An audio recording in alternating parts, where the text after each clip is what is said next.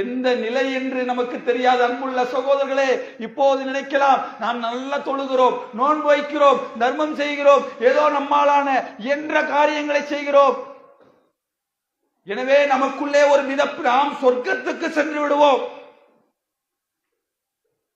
அன்புள்ள சகோதரர்களே, உமர் ரலியல்லாஹு அன்ஹு நம்முடைய வாழ்க்கையிலே நிறைய செய்திகளை அவர்களை பற்றி கேள்விப்பட்டிருப்போம். இந்த உலகத்திலே அல்லாஹ்வுடைய தூதருடைய வார்த்தைகளால் சுவனவாசி என்று சொல்லப்பட்டவர்கள், இஸ்லாமிய அரசாங்கத்தை 10 ஆண்டுகளுக்கு மேலாக ஆட்சி செய்தவர். அவரை பற்றி பேசாத மாற்று மத நண்பர்கள் இல்லை. அப்படிப்பட்டவர்களால் புகழப்பட்ட உமர் ரலியல்லாஹு அன்ஹு அவர்கள் ஒரு தடவை ஹுதைஃபா ரலியல்லாஹு இடத்திலே போகிறார்கள். இந்த ஹுதைஃபா யார் தெரியுமா? அல்லாஹ்வுடைய தூதர் அவர்கள் அந்த ஹுதைஃபா ரலியல்லாஹு இடத்திலே யாரெல்லாம் நயவஞ்சகர்களாக இருக்கிறார்களோ அந்த பட்டியலை அவரிடத்திலே கொடுத்து வைத்திருந்தார்கள்.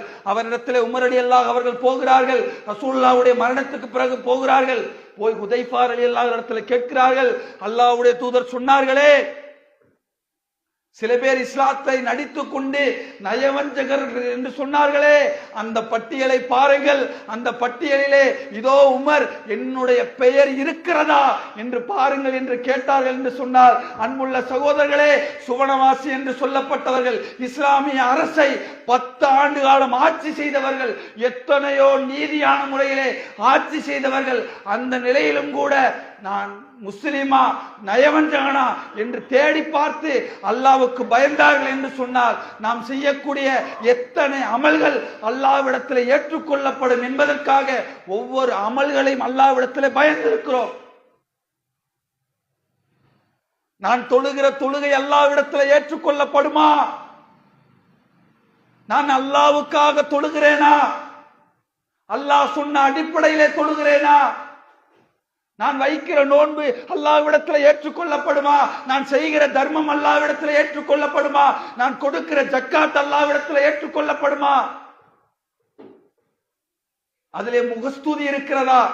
அதை மற்றவர்களுக்காக செய்கிறேனா? அதை அடுத்தவர்களுக்கு காட்டுவதற்காக செய்கிறேனா?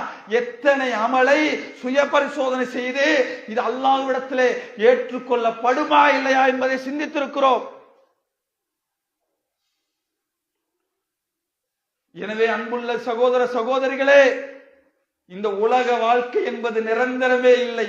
நம்மை படைத்த ரப்புல் ஆலமீன் சொல்லி காட்டுகிறான், அல்லாஹ் ரப்புல் ஆலமீன் திருமறை குர்ஆனிலே சொல்லி காட்டுகிறான், இந்த உலக வாழ்க்கை வீணும் விளையாட்டுமே அன்றி வேறில்லை என்று சொன்னார்கள். அல்லாஹ்வுடைய தூதர் சொன்னார்கள், உலகத்திலே வாழும் பொழுது ஒரு அந்நியரை போன்று ஒரு வழிபோக்கு